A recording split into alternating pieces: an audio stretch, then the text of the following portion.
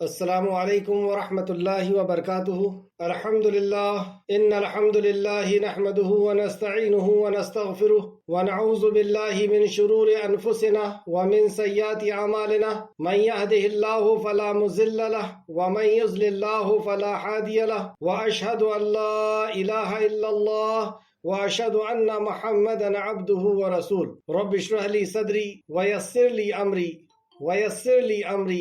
ویسر لی امری واحلل عقدۃ من لسانی یفقہوا قولی رب زدنی علما رب زدنی علما رب زدنی علما آمین یا رب العالمین۔ ہر قسم کی تعریف اور شکر اللہ رب العزت کے لیے لائق اور زیبا ہے، جو ساری کائنات کا ایک و تنہا خالق، مالک، مربی اور منتظم ہے۔ درود و سلام ہو انبیاء اکرام پر، خصوصاً نبی مکرم رحمت للعالمین امام الانبیاء محمد صلی اللہ علیہ وسلم پر۔ اس مختصر سے درود و سلام کے بعد معزز سامعین اکرام، آج انشاءاللہ تعالی ہم سورہ علق پڑھیں گے۔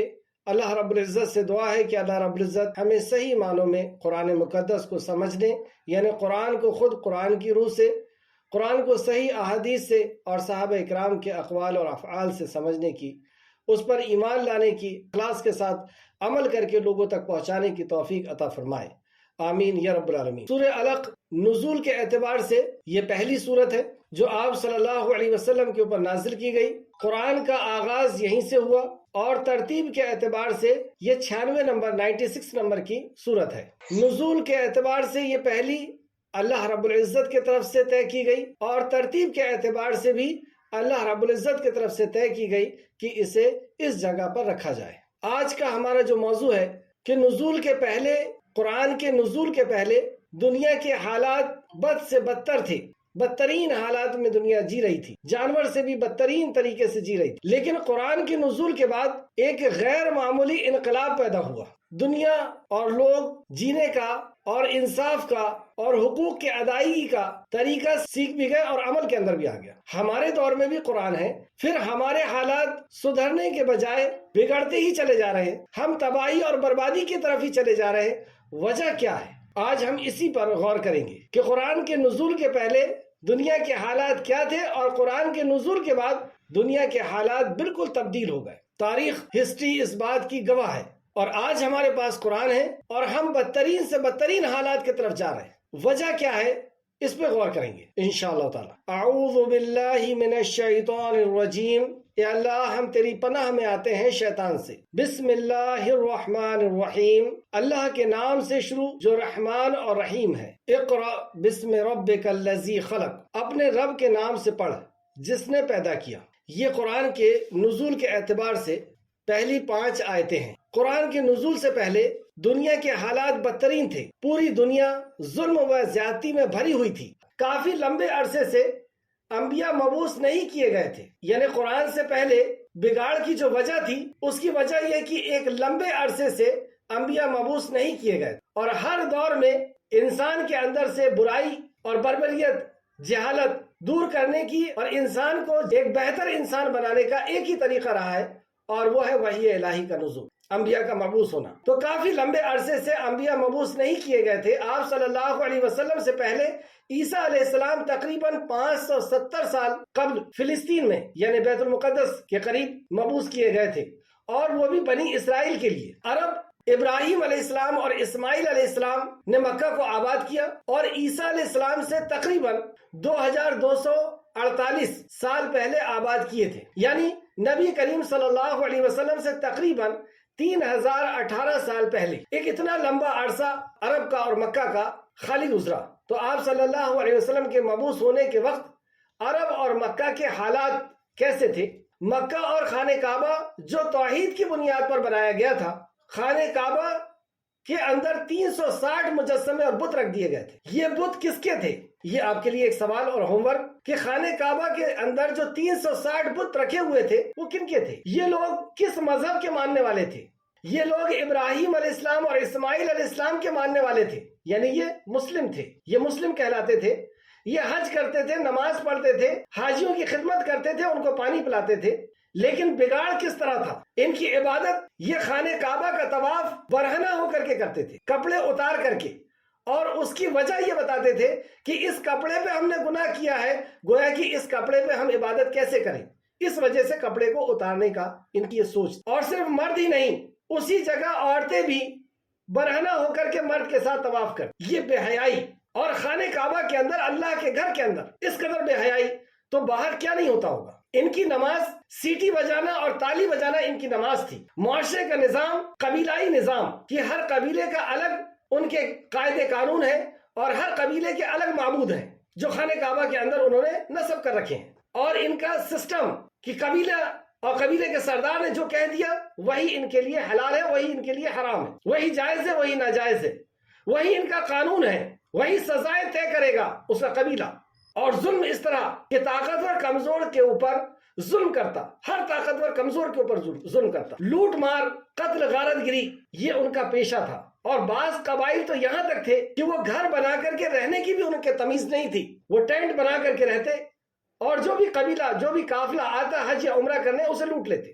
جہالت اس طرح کہ کسی کے جانور نے اگر کسی کے کھیت میں داخل ہو گیا یا پرندہ آ گیا وہاں پر اس کے کھیت سے دوسرے کے کھیت میں، تو صرف اس وجہ سے کہ تمہارا جانور ہمارے کھیت میں کیسے آیا، لڑائیاں شروع ہوتی اور خون خرابہ تک پہنچ جاتی، اور یہ لڑائیاں پیڑھی در پیڑھی چلتی۔ یہ جہالت تھی۔ مہمان نوازی کا طریقہ کہ بہتر مہمان نواز وہ ہے جو پرانی سے پرانی شراب پلائے۔ پرانی شراب کیوں؟ کیونکہ اس کے اندر زیادہ نشہ پیدا ہوتا ہے۔ تو میزبان اور مہمان اس طریقے سے جب پرانی شراب پیتے ہوں گے تو کیا کرتے ہوں گے؟ ظلم کیا جاتا، برائی کی جاتی، اور اس کا بیان فخر سمجھتے، بیٹھ کر کے اس کا بیان کیا جاتا کہ میں نے یہ کیا، اور اسے فخر سمجھتے۔ عورتوں کے اوپر ہر قسم کے ظلم ہوتے۔ عورت یعنی بچی جب پیدا ہوتی تو اس کا باپ اپنے آپ کو چھپا لیتا، یعنی وہ اپنے چہرے کو کسی کو دکھانے کے قابل نہیں سمجھتا، اور بچی شعور پہ آتی تو اپنے ہاتھ سے اسے درگور کر دیتا، اسے دفن کر دیتا۔ ایسے سنگ دل، ایسے پتھر دل لوگ جو اپنی اولاد کو دفن کرتے ہوں وہ دوسروں کے ساتھ کیا کرتے ہوں گے؟ یہ بچی جب جوان ہو جاتی تو بعض قبیلے ایسے تھے کہ وہ اپنے گھر کے سامنے جھنڈا گاڑ دیتے کہ ہماری بچی جوان ہو گئی ہے، اور 4 طریقے کے نکاح کے طریقے تھے، جس میں سے ایک بدترین طریقہ یہ بھی تھا کہ 10 مرد سے ایک عورت نکاح کرتی، اور جب بچے کی ولادت ہوتی تو وہ ماں، وہ عورت ان سارے مردوں کو بلاتی اور ان کی انگلیوں سے اپنے بچے کی انگلیوں کو ملاتی، اور وہ جس کو کہہ دیتی کہ یہ اس کا بچہ ہے تو اسے اس کا بچہ قبول کرنا ہو۔ ایسی بدترین رسمیں، اور عورت بھی اس بات کو پسند کرتی کہ اس کے 10 مرد ہوں۔ استغفر اللہ۔ ایک مرد 20 اور 30 عورتوں کو رکھتا۔ اتنی عورتیں کیوں؟ کیونکہ کوئی قبیلہ آیا ہے، اس کو لوٹ لیا، اس کو مار ڈالے، مردوں کو اور عورتوں کو رکھ لیے گھر میں، تو 20 30 عورتوں کو رکھتے، اور ان کے حق کا کوئی پاس و لحاظ نہ ہوتا کہ انہیں کھانے کے لیے، پہننے کے لیے کچھ مل رہا ہے نہیں مل رہا ہے، کوئی اس کا خیال نہیں۔ یہ اس کی نکاح کے بعد یا یہ اس کی زندگی تھی۔ وراثت کا کوئی تصور نہیں کہ باپ کے حصے میں سے یا شوہر کے حصے میں سے اس سے کچھ دیا جائے، اس کا کوئی تصور نہیں۔ ماں کا کوئی حق نہیں ہوا کرتا، اور عورت ہر عمر میں ایک کھلونا ہوتی، کیونکہ وہ کمزور ہے تو اس کے اوپر ہر لحاظ سے ظلم کیا جاتا۔ ہر قسم کی برائی فیشن بن چکی تھی، اور جس معاشرے میں برائی فیشن بن جائے، جو جتنا بڑا ظالم وہ اتنا بہتر کہلاتا۔ اس معاشرے میں آپ صلی اللہ علیہ وسلم کی شخصیت، آپ کا کردار سب سے اعلیٰ اور عرفہ تھا، ایک نمایاں شخصیت تھی صلی اللہ علیہ وسلم کی۔ آپ اس معاشرے کے اندر جیسے جیسے پروان چڑھے، یعنی اگر آپ سیرت کا مطالعہ کریں تو عمر کے ہر دور میں آپ کی شخصیت، آپ کردار، آپ کا وصف بالکل نمایاں نظر آتا ہے۔ میں پچھلی زندگی کو چھوڑ کر کے آپ کی عمر مبارک جب 40 سال کے تقریباً ہو گئی، یعنی اس کے پہلے کی زندگی کا آپ کردار ضرور پڑھیں تو قرآن کو سمجھنے میں کافی آسانی ہوگی کہ اللہ رب العزت نے کس شخصیت کو منتخب کیا، اور جسے منتخب کیا وہ شخصیت کیسی تھی، قرآن کی خدمت کے لیے کسے چنا جاتا ہے، کسے چنا گیا۔ بہرحال جب آپ کی عمر مبارک 40 کے تقریباً ہونے لگی، اس وقت مکہ کے اندر آپ کی پوزیشن کیا تھی؟ دولت کے طرف سے، یعنی دولت مند آپ اتنے تھے، 25 سال کی عمر میں ہی اتنے دولت مند تھے کہ آپ نے حضرت خدیجہ سے نکاح کیا، جس دور میں عورت صرف کھلونا ہوا کرتی تھی۔ آپ 25 سال کے تھے اور 40 سال کی عمر کی خاتون، یعنی آپ سے 15 سال بڑی خاتون سے نکاح کیا، اور ایسی خاتون جن کے 2 نکاح ہو چکے تھے، یعنی پہلے شوہر کا انتقال ہو گیا تھا اور ایک شوہر نے طلاق دے دی تھی، بچے تھے۔ اس کے بعد آپ نے 25 سال کی عمر میں نکاح کیا اور معاشرے کو بتایا کہ عورت کا مقام اور مرتبہ کیا ہوتا ہے۔ آپ نے انہیں مہر کے اندر 20 اونٹ دیے۔ اس سے پتہ چلتا ہے کہ آپ کے پاس دولت کس قدر تھی۔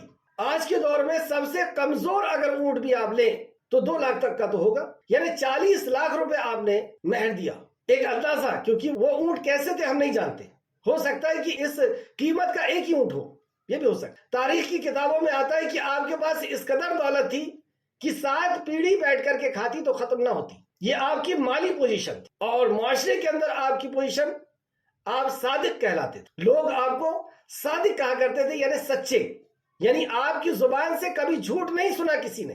آپ امین تھے، امانت دار تھے، یعنی کسی کو امانت رکھنا ہوتا تو رسول اللہ صلی اللہ علیہ وسلم کے پاس رکھتے۔ آپ منصف تھے، انصاف کرنے والے تھے۔ ہم بھی اپنے آپ کو غور کریں، ایسے نبی کی ہم امتی ہیں، اور کون سی صفت ہماری، ہم محاسبہ کریں اپنا کہ ہماری کون سی صفت ملتی ہے رسول اللہ صلی اللہ علیہ وسلم کی ہر عمر کے اندر۔ دیکھیں کہ بچپن سے آپ کا کردار کیسا رہا ہے۔ تو امین تھے، انصاف کرتے تھے، یتیم کی کفالت کرتے تھے، بیواؤں کی ضرورتوں کو پورا کرتے تھے، ہر کسی کی مدد کرنے والے تھے، بیوی کا حق ادا کرنے والے تھے، اور بچیوں کا حق ادا کرنے والے تھے، رشتہ داروں کا اور پڑوسیوں کا حق ادا کرنے والے تھے۔ آپ معاشرے کی فکر میں رہتے اور اس ماحول میں گھٹن محسوس کرنے لگے۔ جیسے جیسے آپ کی عمر مبارک 40 کے قریب ہونے لگی، آپ اس معاشرے کے اندر گھٹن محسوس کرتے اور فکر میں رہتے کہ میں ایسا کیا کروں کہ یہ معاشرہ ایک صالح معاشرہ بن جائے، ایک بہترین معاشرہ بن جائے۔ آخر کار رسول اللہ صلی اللہ علیہ وسلم غار ہرا میں جا کر کے، ایک پہاڑ کی گفا میں جا کر کے خلوت اختیار کرنے لگے۔ تحنس کا لفظ آتا ہے عربی میں، کہ یعنی گناہوں سے بیزاری کیسے ہو سکتی ہے اس مکہ والوں کی، یہ کیسے سدھر سکتے ہیں، ایسا کیا کیا جائے کہ یہ جو بدترین زندگی جی رہے ہیں، جانور سے بھی بدترین، یہ بہتر انسان بن جائے۔ اس فکر میں رسول اللہ صلی اللہ علیہ وسلم غار ہرا میں تشریف لے جاتے۔ اس تعلق سے امام احمد رحمۃ اللہ علیہ نے حضرت عائشہ صدیقہ رضی اللہ عنہ سے، اور یہ حدیث بخاری اور مسلم میں بھی آپ کو ملے گی، کہ حضرت عائشہ سے روایت کیا ہے کہ رسول اللہ صلی اللہ علیہ وسلم پر وحی کا آغاز نیند میں سچے خواب کے ذریعے سے ہوا، یعنی آپ جو خواب دیکھتے صبح وہ ہو بہو ویسے ہی ویسی ہو جاتا۔ اور دوسری علامت یہ ہوتی کہ جب آپ غار ہرا کی طرف چڑھتے تو وہاں کے پتھر آپ کو سلام کرتے، تو یہ جو خواب میں رات میں دیکھتے صبح وہی کی وہی نمودار ہوتا۔ آپ کو خلوت محبوب ہو گئی، یعنی غار ہرا میں جا کر بیٹھ کر کے اللہ رب العزت کا ذکر کرنا، اللہ کا دھیان کرنا، یہ آپ کو محبوب ہو گیا، اور آپ غار ہرا میں تشریف لا کر مصروف عبادت رہنے لگے۔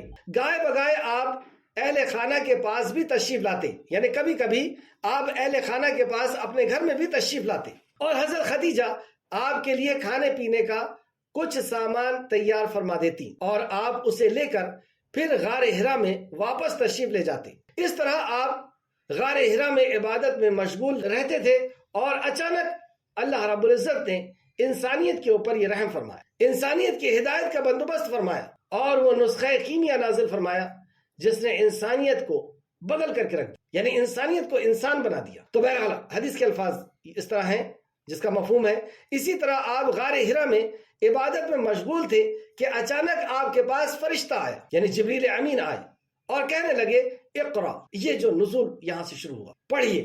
تو رسول اللہ صلی اللہ علیہ وسلم نے فرمایا ما انا بقاری، میں نے جواب دیا کہ میں پڑھا لکھا نہیں ہوں، میں پڑھنا نہیں جانتا۔ آپ نے فرمایا کہ جب میں نے یہ کہا تو اس فرشتے نے مجھے اپنے گرفت میں لیا، جس کی وجہ سے مجھے تکلیف محسوس ہوئی، یعنی فرشتے نے کہا اقرا، رسول اللہ نے کہا کہ میں پڑھنا نہیں جانتا، تو فرشتے نے اپنے گرفت میں لیا، جیسے کہتے ہیں نا سینے سے لگانا، ایسا زور سے دبایا، تو رسول اللہ فرماتے ہیں کہ مجھے تکلیف محسوس ہوئی۔ کیا مطلب ہوا؟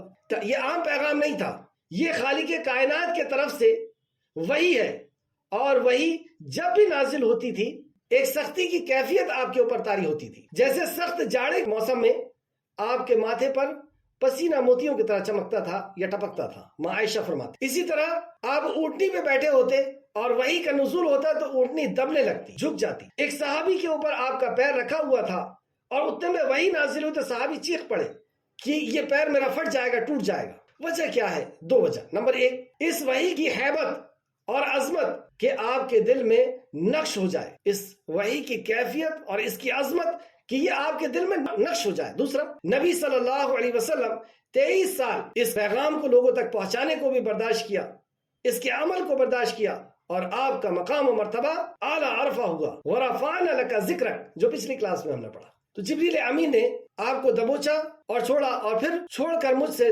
دریافت کیا۔ رسول اللہ فرماتے ہیں کہ پھر مجھ سے دریافت کیا اور کہا اقرا، پڑھیے، تو میں پھر بھی وہی جواب دیا، ما انا بقاری، میں پڑھنا نہیں جانتا۔ تو اس نے پھر مجھے اپنے گرفت میں لے لیا، حتیٰ کہ جب مجھے تکلیف محسوس ہونے لگی تو اس نے مجھے چھوڑ دیا اور پھر تیسری بار کہا اقرا، پڑھیے، تو میں نے بھی وہی پہلا جواب دیا کہ میں پڑھنا نہیں جانتا۔ کیا حکمت ہو سکتی ہے اس میں؟ اللہ بہتر جانتا ہے کہ اللہ رب العزت نے کیوں نہیں پڑھایا کسی سے۔ ہمیں کیا حکمت سمجھ میں آتی ہے؟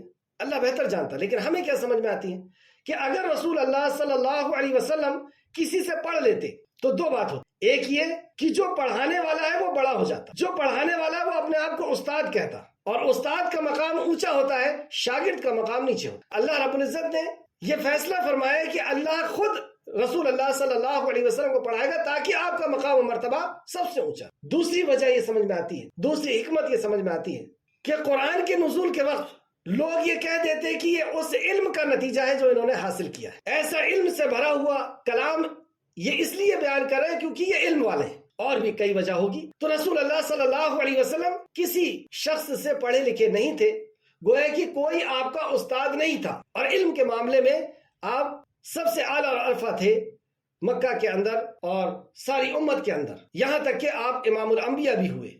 تو اس نے پھر مجھے اپنے گرفت میں لے لیا حتیٰ کہ مجھے تکلیف محسوس ہونے لگی۔ اب یہ تیسری بار جب تکلیف محسوس ہونے لگی پھر اس نے مجھے چھوڑ دیا اور کہا اقرا بسم ربک الذی خلق، اپنے رب کے نام سے پڑھو جس نے پیدا کیا، خلق الانسان من علق، اس نے انسان کو جمے ہوئے خون سے پیدا کیا، اقرا وربک الاکرم، پڑھیے اور آپ کا رب بڑا کریم ہے، الذی علم بالقلم، وہ ذات جس نے قلم کے ذریعے سے علم سکھایا، علم الانسان ما لم یعلم، اس انسان کو وہ سکھایا جو وہ نہیں جانتا۔ سب سے پہلا حکم، سب سے پہلی وحی یہ نازل۔ جب یہ وحی نازل ہوئی تو اس وحی کی ہیبت اور فرشتے کا ایسا نمودار ہونا یہ آپ کے اوپر کس طرح گرا گزرا، اس کو ہم پڑھتے ہیں۔ اس کے بعد رسول اللہ صلی اللہ علیہ وسلم گھر واپس تشریف لائے، آپ کے کندھے اور گردن کے درمیانی حصہ پھڑک رہا تھا۔ آپ نے گھر میں تشریف لاتے ہوئے حضرت خدیجہ رضی اللہ عنہ سے کہا زمبلونی زمبلونی، مجھے کپڑا اڑا دیجئے، مجھے کپڑا اڑا دو۔ انہیں فوراً آپ کپڑا اڑا دیا گیا، یعنی چادر اڑا دی گئی، حتیٰ کہ جب آپ نے سکون محسوس کیا، آپ کو تسلی محسوس ہوئی تو سکون محسوس ہوا، آپ نے فرمایا خدیجہ مجھے کیا ہو گیا؟ پھر آپ نے ان کو سارا واقعہ سنایا اور فرمایا مجھے تو اپنی جان کا خوف ہے۔ انہوں نے سارا واقعہ سنایا کہ میں غار حرا میں، پورا واقعہ انہوں نے سنایا اور کہتے ہیں کہ مجھے تو اپنی جان کا خطرہ لگتا ہے۔ حضرت خدیجہ رضی اللہ عنہ نے یہ سارا واقعہ سن کر عرض کیا ہرگز نہیں۔ دیکھیے آپ کے کردار کو اور انسان کے کردار کو سب سے زیادہ اگر کوئی قریب سے جانتا ہے تو وہ اس کی بیوی ہوتی ہے، اس کا دوست ہوتا ہے اور اس کا خادم ہوتا ہے، نوکر ہوتا ہے۔ یہ سب سے زیادہ مزاج کو اور کسی انسان کے کیریکٹر کو جانتے ہیں۔ تو حضرت خدیجہ نے اس بات کو سنا اور کہا ہرگز نہیں، آپ کے لیے بشارت ہے، اللہ کی قسم اللہ تعالیٰ آپ کو ہرگز رسوا نہیں کرے گا، آپ کو ہرگز رسوا نہیں کرے گا، اللہ کی قسم کھا کہا، کیونکہ بلا شبہ آپ تو صلہ رحمی کرتے ہیں۔ تو آپ کا وصف یہاں پہ بتایا گیا کہ آپ تو صلہ رحمی کرتے ہیں، یعنی آپ تو یتیموں کے سہارا، بیواؤں اور غریبوں کا آپ سہارا ہیں۔ آپ کو اللہ رب العزت ضائع نہیں کرے گا، آپ کو رسوا نہیں کرے گا۔ آپ سچ بولتے ہیں، آپ سچ بولتے ہیں، آپ کی خوبیوں کو بیان کیا اور اللہ کی قسم کھا کر کہا کہ اللہ آپ کو ضائع نہیں کرے گا، آپ کو رسوا نہیں کرے گا۔ آپ صلہ رحمی کرتے ہیں، سچ بولتے ہیں، ناداروں کا یعنی کمزوروں کا بوجھ اٹھاتے ہیں، مہمان نوازی کرتے ہیں اور حق کے سلسلے میں پیش آنے والے مسائب پر مدد کرتے ہیں، یعنی کسی کے اوپر کوئی مصیبت اور پریشانی آتی ہے حق کے اوپر رہنے کے باوجود تو آپ اس کا سہارا بنتے ہیں۔ پھر حضرت خدیجہ رضی اللہ عنہ نے آپ کو ورقہ بن نوفل کے پاس لے کے گئیں، جو حضرت خدیجہ رضی اللہ عنہ کے چچا زاد بھائی تھے، اور انہوں نے زمانے جاہلیت میں عیسائیت کو اختیار کر لیا تھا، یعنی یہ عیسائی ہو گئے تھے اور عربی لکھنا بھی اور ایرانی لکھنا بھی جانتے تھے، اور جس قدر اللہ تعالیٰ نے چاہا تھا انہوں نے انجیل کو عربی میں لکھا تھا، یعنی توریت اور انجیل آسمانی کتابوں کے یہ جاننے والے تھے، اور وہ بہت ضعیف، کمزور اور نابینا ہو گئے تھے۔ حضرت خدیجہ نے ورقہ سے کہا اے میرے چچا زاد، آپ اپنے بھتیجے کا واقعہ تو سنیے۔ تو چنانچہ ورقہ نے پوچھا، برادر زاد تم نے کیا دیکھا ہے؟ تو رسول اللہ صلی اللہ علیہ وسلم نے جواب دیتے ہوئے کہا، اور وہ سارا واقعہ آپ نے سنایا کہ میں غار حرا میں اللہ رب العزت کی عبادت میں مشغول تھا کہ ایک شخص آیا اور جو بھی واقعہ تھا انہوں نے پورا سنایا، اور جیسے ہی انہوں نے وحی کے ان کلمات کو سنا تو ورقہ نے کہا کہ یہ تو وہی فرشتہ ہے، یہ تو وہی ناموس فرشتہ ہے جو حضرت عیسیٰ کے پاس وحی لے کر کے آتا تھا۔ یعنی آپ نے جبرائیل امین کو بھی پہچان لیا اور وحی کو بھی پہچان لیا کہ یہ تو وحی کا حصہ ہے جو اس کے پہلے ہو چکی ہے توریت اور زبور میں، اور انجیل کے اندر جو وحی کا سلسلہ چل رہا تھا تو آپ تو اسی کی کڑی ہیں۔ اور پھر آپ نے کہا کہ کاش میں اس وقت طاقتور، کاش میں اس وقت تک زندہ ہوتا جب تمہاری قوم تمہیں وطن سے نکالے گی۔ تو رسول اللہ صلی اللہ علیہ وسلم نے فرمایا، مطلب انہوں نے آپ کو پہچان لیا کہ یہ وقت کے نبی ہیں اور جبرائیل علیہ السلام ان کے اوپر وحی لے کر کے آئے ہیں، تو انہوں نے کہا کہ کاش میں اگر زندہ رہا تو میں آپ کے کاندھے بکاندھا، شانہ بشانہ آپ کی حمایت میں، آپ کی سپورٹ میں رہوں گا۔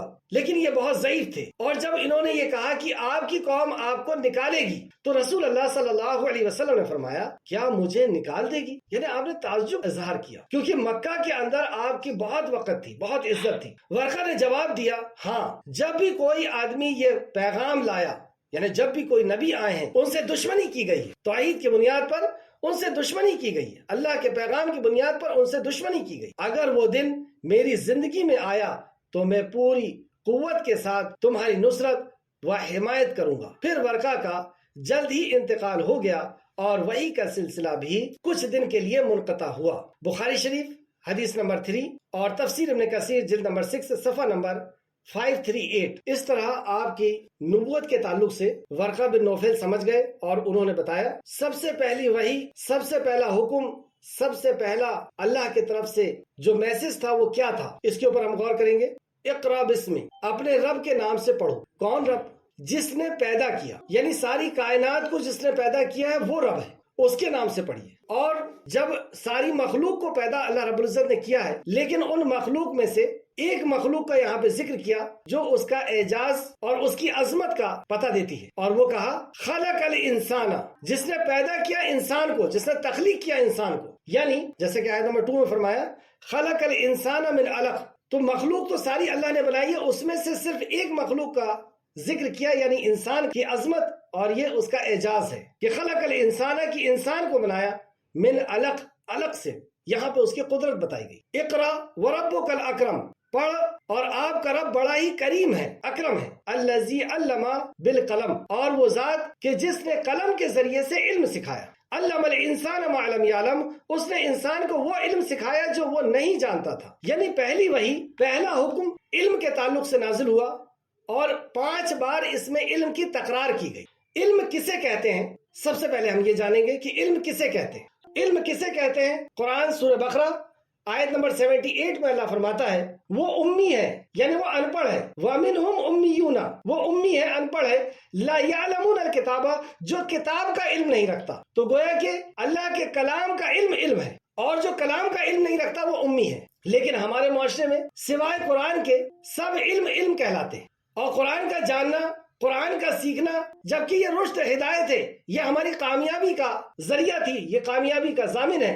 لیکن بعض جو مشرکین مکہ تھے اور جنہوں نے کفر کیا تھا، وہ اسے گمراہی اور دین سے بھٹک جانے کا سبب سمجھتے، اور آج بھی ایسے لوگ موجود ہیں جو قرآن پہ غور و فکر، قرآن پہ تدبر، قرآن کا سیکھنا، اس کو سمجھنا گمراہی سمجھتے ہیں۔ یہ پہلا حکم کے ساتھ جو اللہ رب العزت نے اس اسلام کی بنیاد ہی علم رکھی۔ یعنی آپ غور کریں کہ شرک کا ماحول تھا، کفر کا ماحول تھا، انسانیت جانور سے بھی بدترین زندگی گزار رہی تھی۔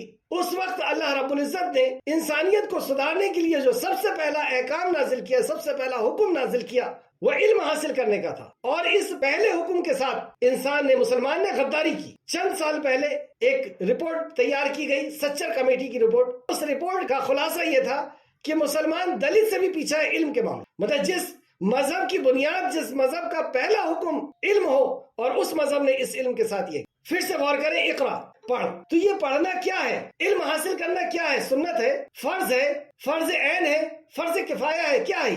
تو رسول اللہ صلی اللہ علیہ وسلم نے فرمایا، سلسلہ تو صحیح میں علامہ البانی نے اس کو نقل کیا ہے، حدیث نمبر 3914 طلب العلم فریضۃ علی کل مسلم، علم کا طلب کرنا، علم کا حاصل کرنا ہر مسلمان پر فرض ہے۔ دونوں بات یہاں سے واضح ہوئی کہ علم کا حاصل کرنا سنت نہیں ہے، نفل نہیں ہے، فرض ہے۔ طلب العلم فریضۃ، فرض ہے، علی کل مسلم، ہر مسلمان، یہ مرد ہو، عورت ہو، بچہ ہو، جوان ہو، بوڑھا ہو، ہر کسی کے اوپر فرض ہے۔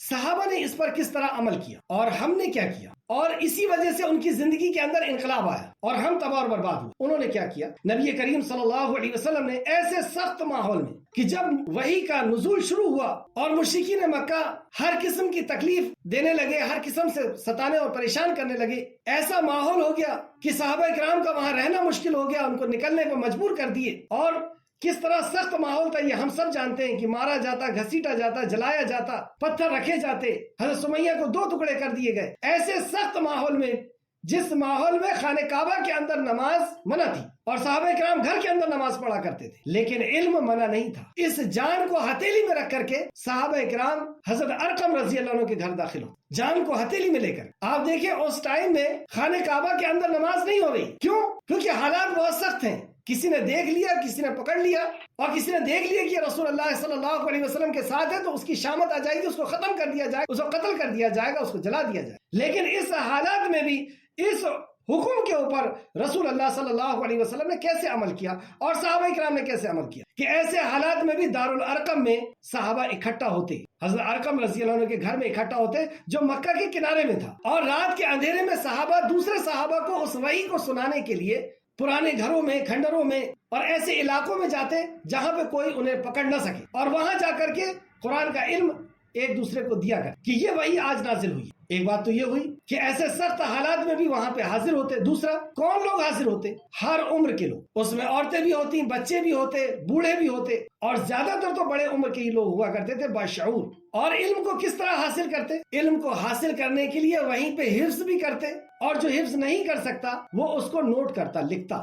ہم نے کیا کیا؟ اسی وجہ سے آج ہماری یہ حالت ہے۔ ہم نے یہ کیا کہ جس گھر میں زیادہ بچے ہیں اور وہ بہت زیادہ شرارت کر رہے ہیں، گھر کے حالات ٹھیک نہیں ہیں، تو مجبوری میں ان میں سے کسی ایک بچے کو جو سب سے زیادہ شرارتی ہے اس کو مدرسے میں ڈال، اور لوگوں کے پاس سے اکٹھا ہو کر کے اس کی کفالت کی جائے گی۔ ان بچوں کے ہاتھ میں ہم نے معاشرے کا مستقبل رکھا، اور باقی لوگوں کا، یعنی جوانوں کے لیے کہاں ہے مدرسہ؟ بوڑھوں کے لیے کیا انتظام ہے؟ عورتوں کے لیے کیا انتظام ہے؟ اور عورتوں کو تو باقاعدہ روک دیا گیا ہے علم سے کہ تم مسجد نہیں جا سکتے، وہاں پہ خطرہ ہے، بازاروں میں خطرہ نہیں ہے۔ ہم نے اس حکم کو کیا فرض سمجھا؟ ہم نے نماز کو فرض سمجھا تو ہزاروں روپے، لاکھوں روپے خرچ کر کے مسجدیں بنائی۔ ہم نے روزے کو فرض سمجھا تو ایک مہینہ ہم بھوکے اور پیاسے رہتے ہیں۔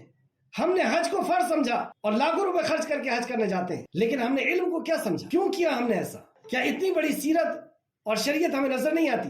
اور ہم علم حاصل بھی کرتے ہیں تو کیسے؟ کبھی کوئی اجتماعات اگر ہو گئے تو بیٹھ کر کے سن لیا اور باہر نکل کر کہہ دیا کہ ہاں بہت اچھا کہا، یعنی اس عالم کا ٹیسٹ لے رہے، اور ہم نے کیا سمجھے ہیں اس کا ٹیسٹ بھی نہیں لیا گیا، اور ہم اس کو کیا سمجھ کر کے کیا بولیں گے اس سے بھی کوئی لینا دینا۔ صحابہ کرام کا باقاعدہ ٹیسٹ ہوتا تھا، انہوں نے کیا سمجھا ہے دین کو، انہوں نے کس طریقے سے عمل کیا ہے۔ یہ مکہ کے سخت حالات کے اندر یہ سسٹم تھا۔ اور جب مدینہ تشریف لے گئے تو رسول اللہ صلی اللہ علیہ وسلم نے اپنا حجرہ بعد میں بنایا، پہلے مسجد نبوی کی تعمیر ہوئی، اور وہاں پر ایک جگہ منتخب کی گئی جو آج بھی اصحاب صفہ کے نام سے جانی جاتی، کہ یہاں پر وہ صحابہ بیٹھ کر کے اور تعلیم حاصل کریں گے، علم حاصل۔ تو صحابہ کرام کے نزدیک علم کی یہ اہمیت تھی اور اس حکم کو انہوں نے فرض سمجھا تھا۔ پھر سے سماعت کریں گے، اللہ رب العزت نے سب سے پہلا فریضہ ہمارے لیے جو نازل کیا ہے وہ ہے علم کا حاصل کرنا۔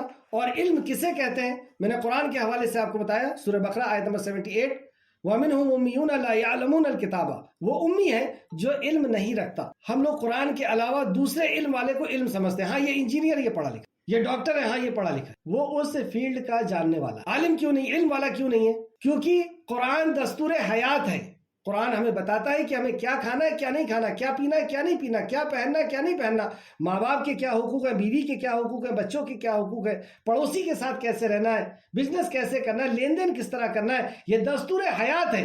اور جو ہم دوسرا علم حاصل کرتے ہیں وہ اصل میں اس ایک فن، اس ایک فیلڈ کا وہ نالج ہوا کرتا ہے، یہ ہمارے لیے زندگی گزارنے کا طریقہ ہے، لیکن ہم نے اس کو ہی پش پست ڈالا۔ اور یہ علم کی اتنی اہمیت کہ رسول اللہ صلی اللہ علیہ وسلم جس دنیا میں کسی چیز کی زیادتی کی آپ نے دعا کی ہے تو وہ یہی علم ہے۔ رب زدنی علما، کہ اللہ مجھے علم میں زیادتی عطا فرما۔ رب زدنی علما، علم ایک ایسی چیز ہے جو اللہ رب العزت کی خشیت پیدا کرے۔ اللہ رب العزت سورہ فاطر آیت نمبر 28 کے اندر فرماتا ہے انما یخشی اللہ من عبادہ العلماء، انما یخشی اللہ، بے شک اللہ کے اس بندوں میں سے صرف علم والے ہی اللہ سے ڈرتے ہیں۔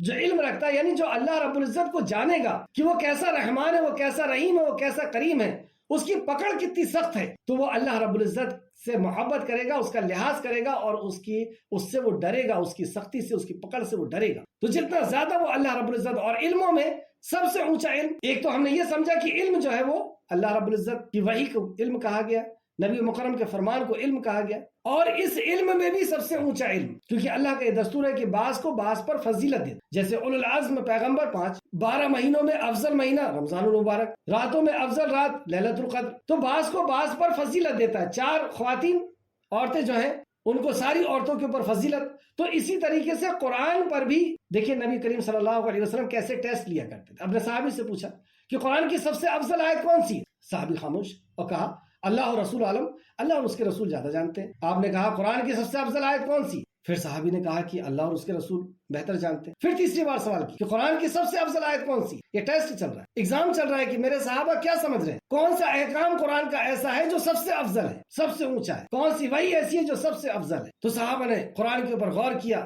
اور دیکھیں کیسا فہم تھا صحابہ اکرام کا، قرآن کے اوپر کیسی پکڑ تھی کہ انہوں نے ڈھونڈ کر کے نکال لیا اس آیت، اور کہا کہ وہ آیت جس میں کرسی کا ذکر ہے وہ آیت سب سے افضل ہے۔ کیوں ہوگی اس آیت سب سے افضل؟ اس میں کون سا حکم ہے جو سب سے افضل ہے؟ کیا اس میں نماز، روزہ، حج، زکات ہے؟ اس کے اندر لین دین ہے؟ اس میں کپڑے پہننے کا طریقہ اور فلا فلا بتایا گیا؟ اس کے اندر اللہ رب العزت کی جو ہمارا خالق اور مالک ہے اس کی معرفت بتائی گئی، اس کی پہچان بتائی گئی، اور یہ علموں میں سب سے اونچا ہے۔ قرآن پورا کی پورا نور ہے، اللہ کی طرف سے آئی ہوئی وحی ہے، لیکن اس کے اندر بھی سب سے افضل جو ہے وہ سب سے افضل کا، سب سے بڑے کا جاننا، اور وہ اللہ رب، اس میں اللہ رب العزت کی معرفت بتائی گئی، اور معرفت کا حق کب ادا ہوگا؟ جب اللہ رب العزت کی خوبی بھی بتائی گئی، اللہ کی صفات بتائی گئی، اور کن عیوب سے، کن عیبوں سے اللہ پاک ہے وہ بھی بتائے۔ اللہ رب العزت ہمیں اپنی معرفت کا علم عطا فرمائے، آمین یا رب العالمین۔ علم کے تعلق سے نبی کریم صلی اللہ علیہ وسلم نے فرمایا، جس میں سلسلۃ الصحیح میں اس کو درج کیا گیا، اس حدیث کو، حدیث نمبر 4214، رسول اللہ صلی اللہ علیہ وسلم نے فرمایا علم کی زیادتی مجھے زیادہ پسند ہے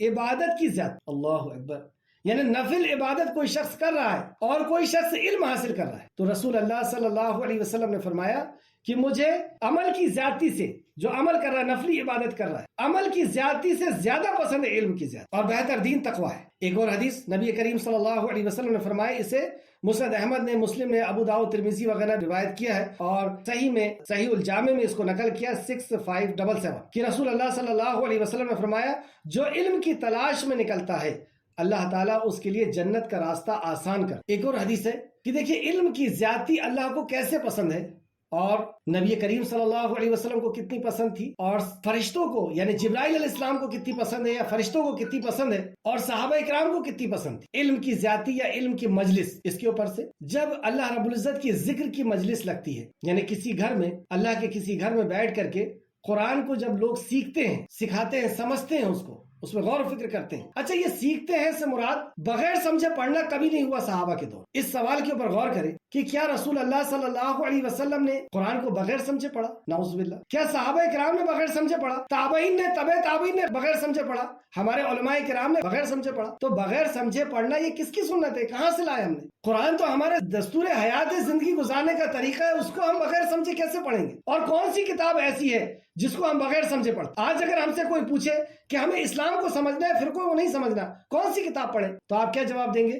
کہ اگر تمہیں اسلام کو سمجھنا ہے تو قرآن پڑھو۔ اگر وہ پلٹ کر کے آپ سے یہ پوچھے کہ تم نے اسلام کو سمجھنے کے لیے قرآن پڑھا ہے کیا جواب دیں گے؟ اور اس قرآن کو سمجھنے کے لیے کون سی کتاب پڑھیں؟ تو ہر جگہ سے ایک ہی جواب ملے گا کہ قرآن کو سمجھنے کے لیے اگر کوئی کتاب پڑھنا ہے تو وہ حدیث نبی کریم صلی اللہ علیہ وسلم کی، اور وہ حدیث کی کتابیں آپ کو پڑھنا ہو۔ بہرحال جب علم کی مجلس لگتی ہے تو فرشتے اسے گھیر لیتے ہیں، اور یہ آپ نے حدیث بار بار سنی ہو، اور یہاں تک کا ذکر کرتے ہیں اللہ رب العزت کا، تو اللہ رب العزت ان کا ذکر کرتا ہے۔ دو بات یہاں سے ثابت کہ اللہ رب العزت کو یہ علم کی مجلس اتنی پسند ہے کہ علم کی مجلس کا ذکر اللہ رب العزت بہتر لوگوں کے بیچ میں، یعنی فرشتوں کے بیچ میں کرتا ہے۔ تو اللہ کو پسند ہے یہ، علم کا طلب کرنا، حاصل کرنا۔ دوسرا، فرشتوں کو پسند ہے کہ فرشتے گھیر لیتے ہیں، یعنی ان کی باقاعدہ ڈیوٹی لگائی گئی ہے کہ ایسے لوگوں کے لیے دعا کریں۔ اور رسول اللہ صلی اللہ علیہ وسلم نے فرمایا کہ جب کوئی علم کی تلاش کے لیے نکلتا ہے تو فرشتے اپنے پروں کو بچھا لیتے ہیں۔ بتائیے، وہ نورانی مخلوق جو پلک جھپکنے کے برابر بھی نافرمانی نہیں کرتی، وہ اپنے پروں کو بچھا لیتے۔ پھول اور قالین نہیں بچھا رہے ہیں،